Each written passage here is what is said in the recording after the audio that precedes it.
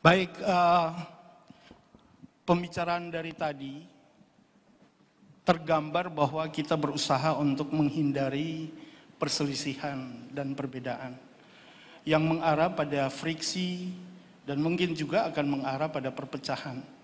Itu semua jelas tergambar dari keraguan, kecemasan yang kemudian mengambil satu kesimpulan bahwa kita berusaha untuk mempertahankan persatuan dan kebersamaan lewat dorongan-dorongan, pandangan-pandangan tentang politik kebangsaan tersebut.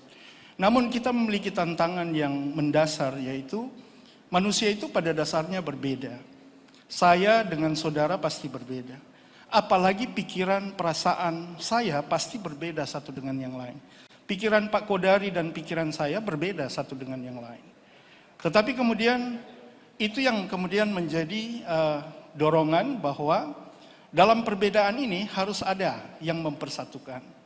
Suami dan istri, silakan Romo. Suami dan istri adalah makhluk-makhluk yang berbeda. Tetapi kemudian mereka dipersatukan. Bukan oleh pikirannya yang sama, bukan juga oleh perasaannya sama. Tetapi ada nilai-nilai universal yang mengikat mereka, yaitu cinta atau kasih, keikhlasan dan ketulusan. Seorang nabi atau rasul yang datang di dalam satu komunitas yang berbeda, itu kemudian menjadi pertanyaan, kenapa nabi atau rasul itu diterima dan dihormati di komunitas itu? Ternyata bukan soal pikiran dan perasaan yang diekspresikan oleh rasul atau nabi ini, tetapi niat baik, kejujuran, ketulusan, keikhlasanlah yang kemudian mengikat komunitas ini bersama-sama dengan nabi tersebut. Pak Kodari mengungkapkan satu gambaran tentang riset bahwa Jokowi 3 periode itu dibutuhkan oleh rakyat. Hampir kemudian 80 juta masyarakat itu kemudian memberikan dukungannya menurut versi dari Pak Kodari. Tetapi kemudian kita akan melihat bahwa itu adalah buah pikiran yang kemudian akan ketika ditawarkan pada masyarakat, ada masyarakat juga yang akan berpikir berbeda. Tetapi kemudian kita akan melihat hasilnya.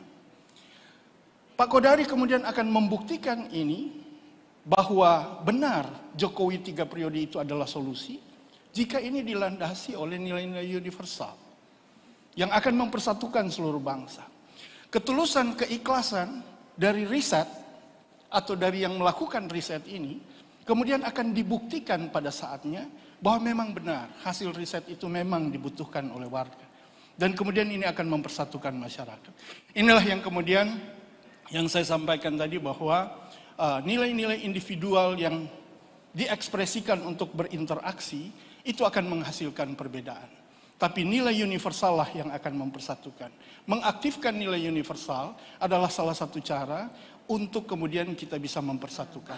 Moderasi, wawasan kebangsaan, politik kebangsaan adalah upaya kita untuk kemudian mempraktekkan, mengekspresikan nilai universal atau nilai roh itu untuk kemudian mempersatukan bangsa. Terima kasih. Baik, terima kasih. Statement dari Pak Bupati.